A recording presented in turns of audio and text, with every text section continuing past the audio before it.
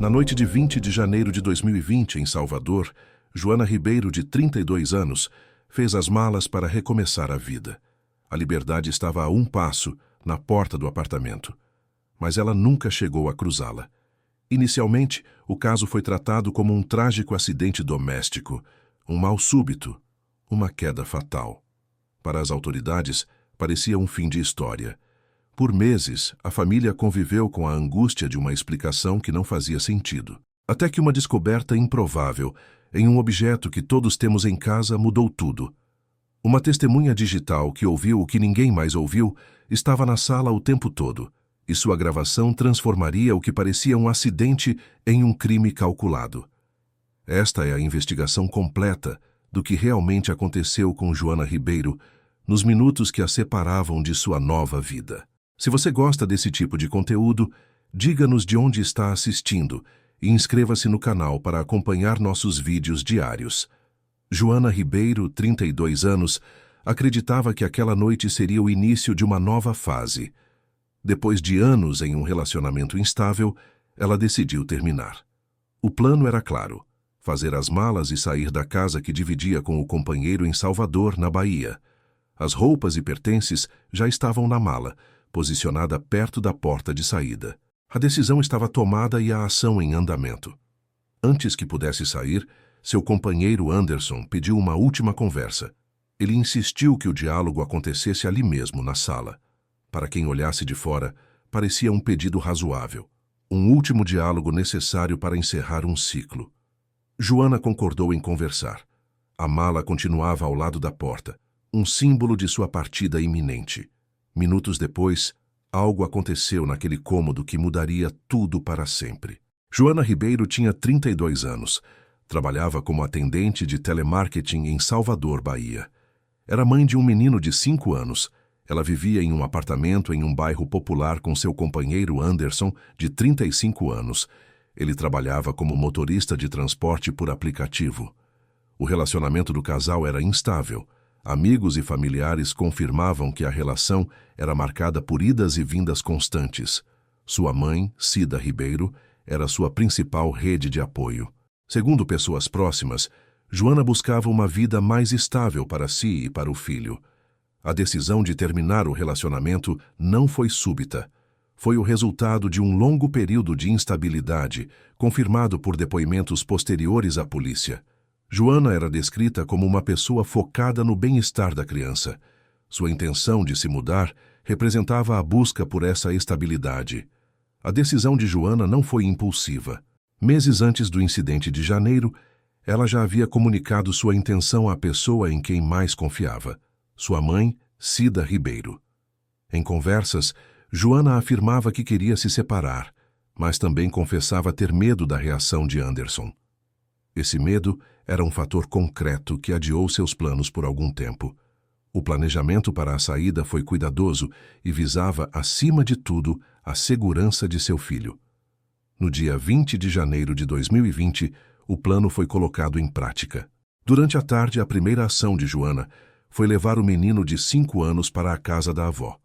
Ela informou à mãe que dormiria lá naquela noite, confirmando que a mudança era definitiva e não apenas mais uma discussão passageira. Após deixar a criança em segurança, Joana retornou sozinha ao apartamento. Seu objetivo era estritamente logístico: buscar o restante de suas roupas e pertences pessoais. Vizinhos relataram à polícia tê-la visto entrar no prédio com uma mala vazia. Era o último passo para concluir sua partida.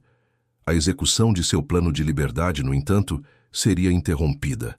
Naquela mesma noite, a discussão no apartamento cessou. Pouco tempo depois, Anderson ligou para o serviço de emergência.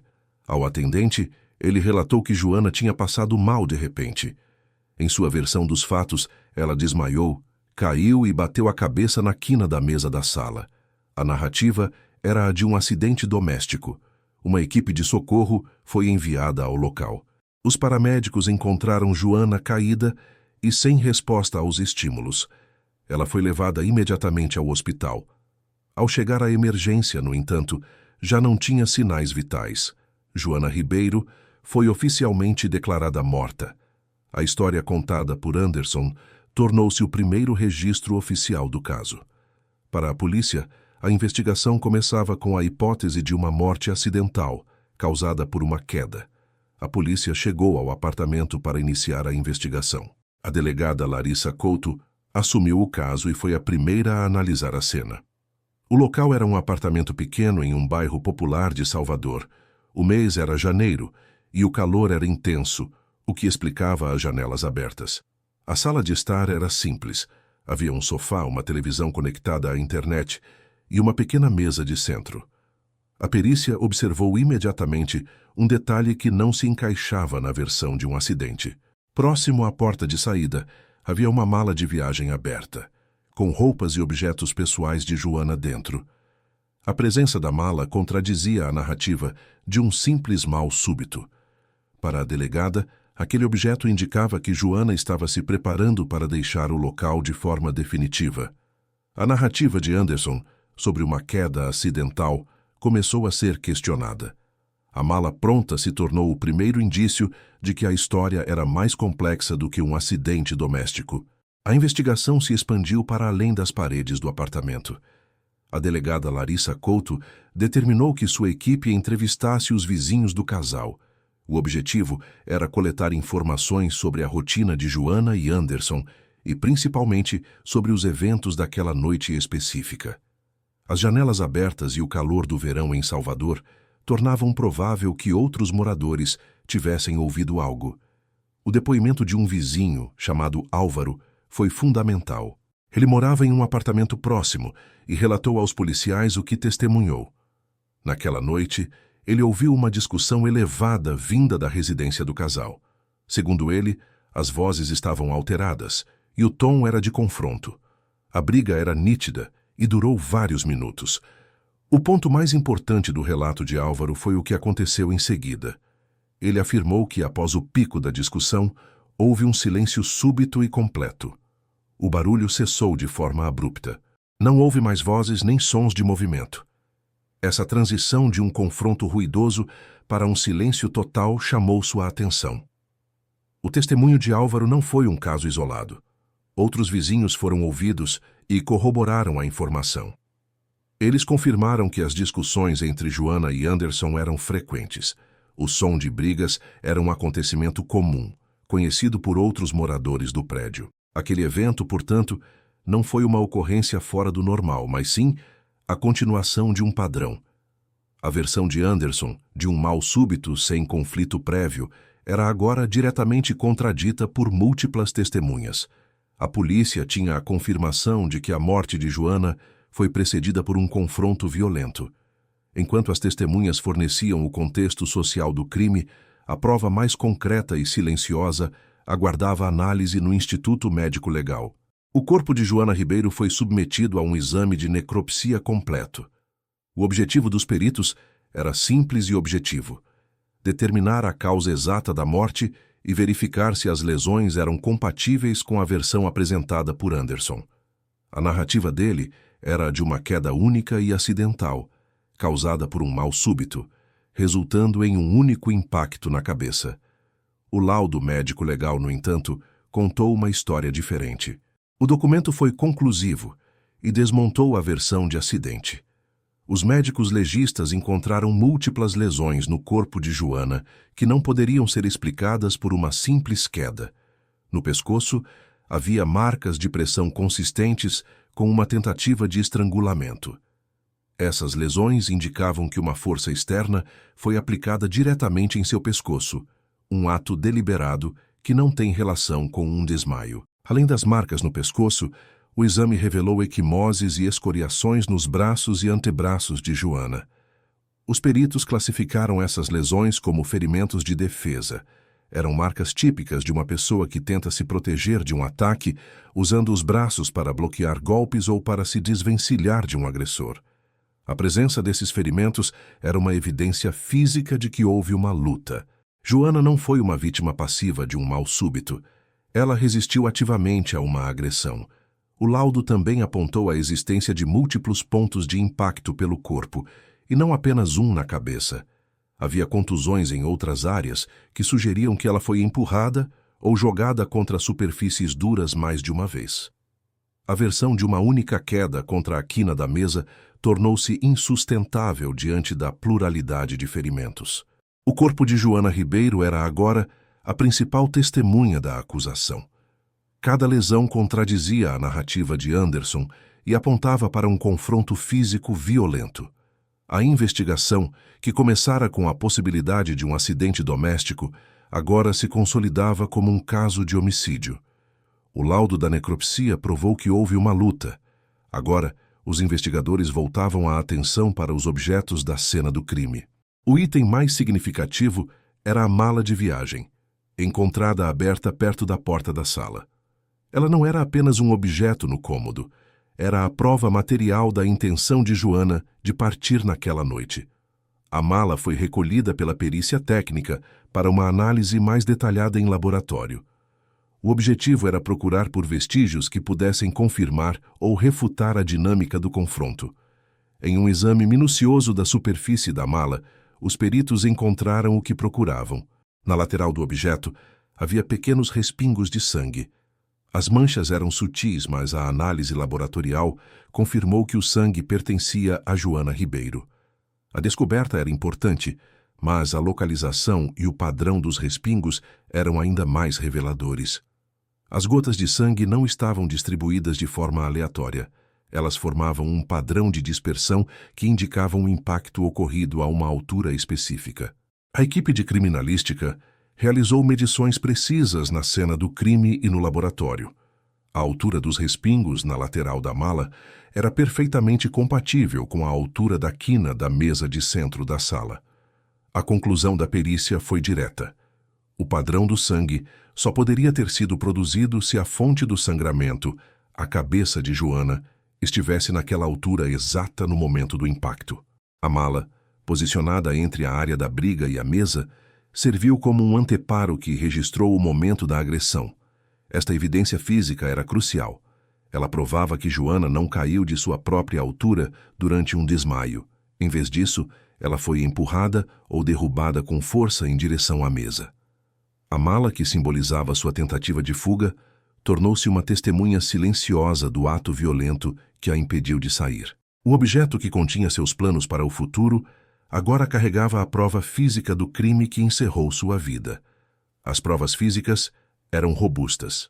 O laudo da necropsia e o sangue na mala desmentiam a versão de acidente. Contudo, a delegada Larissa Couto buscava uma prova irrefutável, algo que pudesse conectar Anderson diretamente ao ato violento, sem margem para interpretação.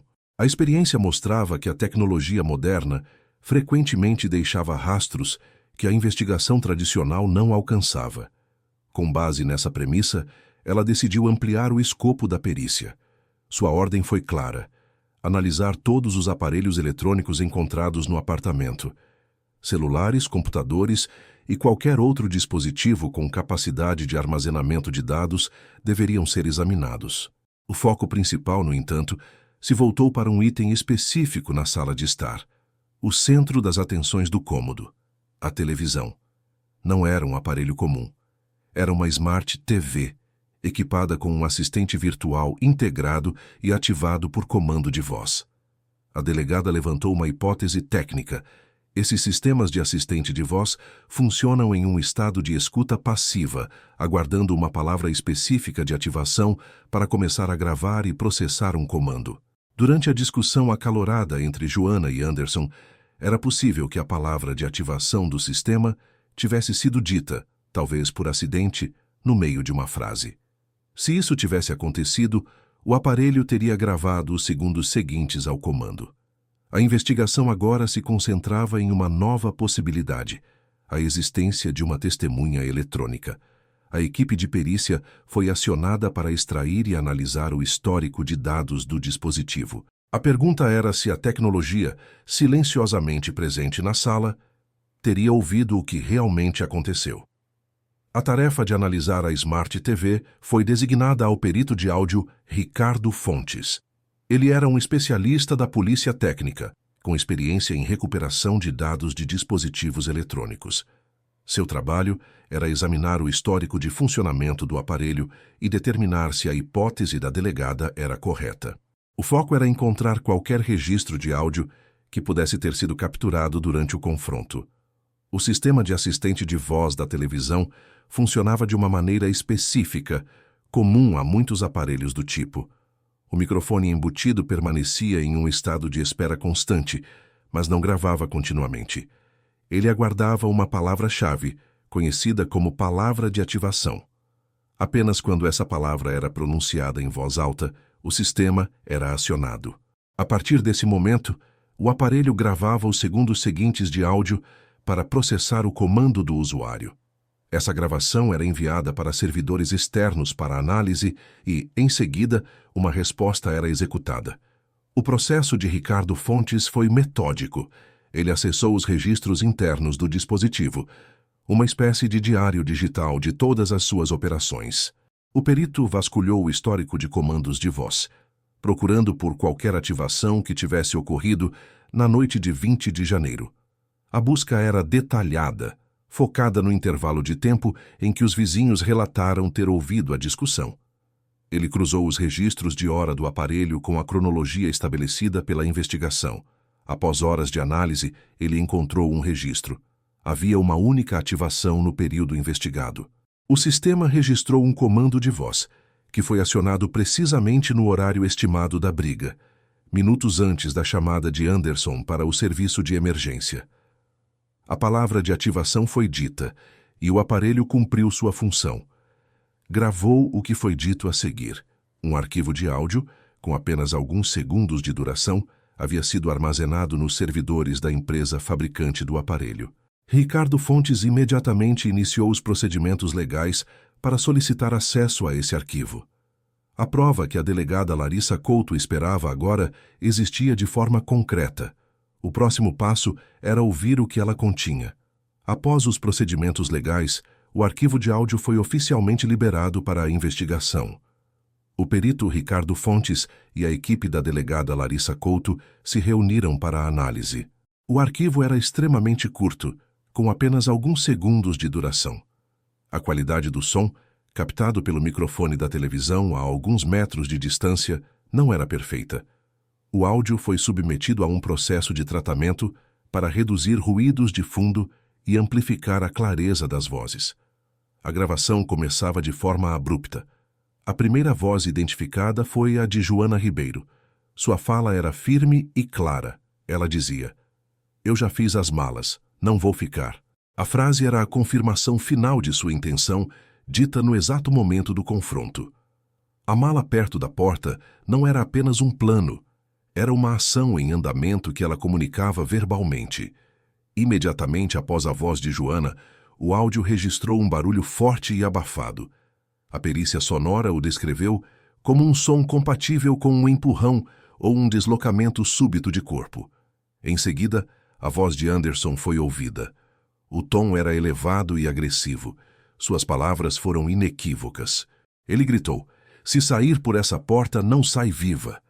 Era uma ameaça de morte direta, condicionada ao ato de Joana deixar a residência.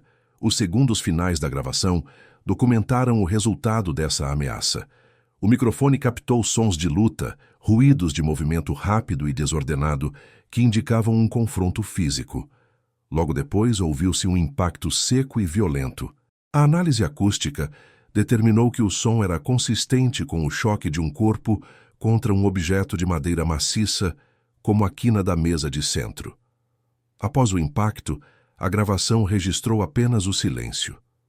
O breve arquivo de áudio era a peça que faltava. Ele não continha apenas uma confissão ou uma ameaça isolada. Ele continha a sequência completa do crime. A vítima afirmando sua decisão de sair, a reação física do agressor, a ameaça verbal explícita, a luta que se seguiu e o som do golpe fatal. A tecnologia, presente na sala como um objeto de entretenimento, havia se tornado a única testemunha ocular do crime, registrando os momentos que selaram o destino de Joana Ribeiro. A investigação agora possuía uma prova irrefutável. Com o conjunto de provas consolidado, a delegada Larissa Couto convocou Anderson para um novo depoimento.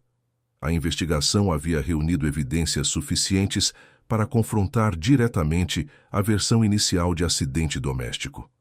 O objetivo não era mais coletar informações, mas sim apresentar os fatos que a polícia havia descoberto. O depoimento ocorreu na delegacia. A delegada apresentou as evidências de forma metódica e sequencial. Primeiro, foram expostos os depoimentos dos vizinhos, que confirmaram a ocorrência de uma discussão violenta momentos antes da chamada de emergência. Essa informação contradizia a narrativa de Anderson sobre um mal súbito sem conflito prévio. Em seguida, o laudo da necropsia foi detalhado.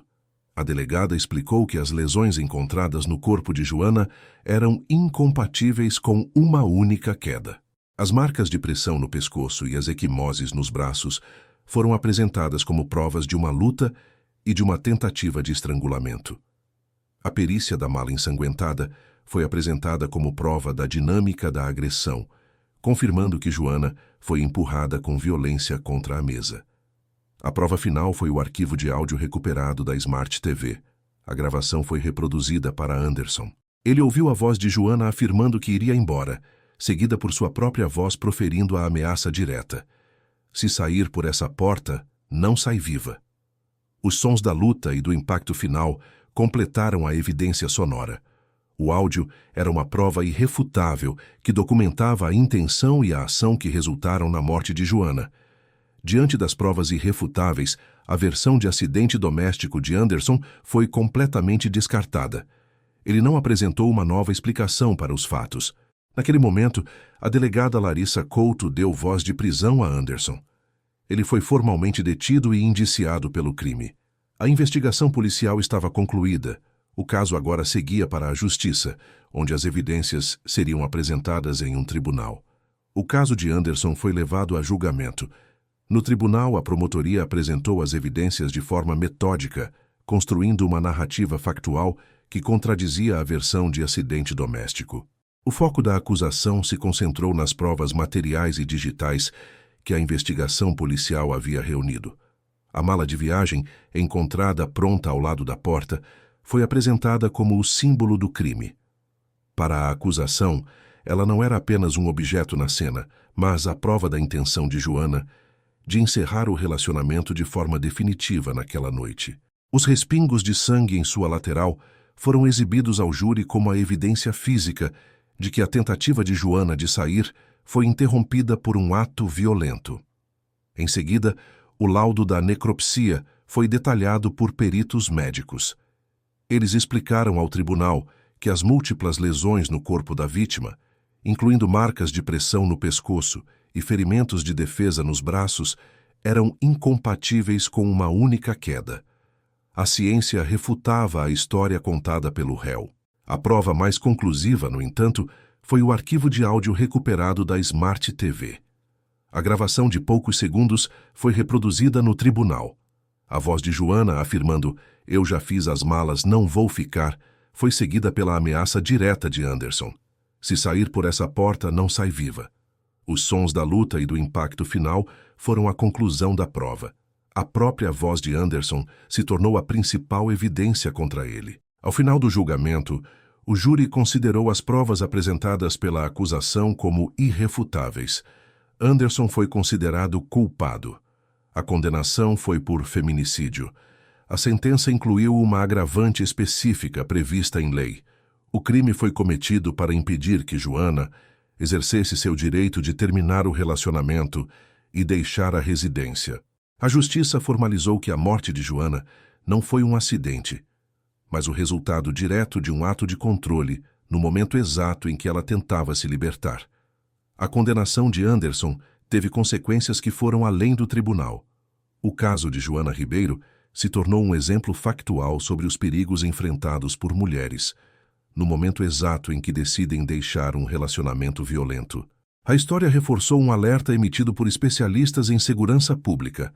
O instante da separação é um dos períodos de maior risco de agressão fatal. Organizações de apoio à mulher passaram a utilizar o caso em campanhas de conscientização sobre feminicídio e separação segura. A recomendação se tornou mais incisiva.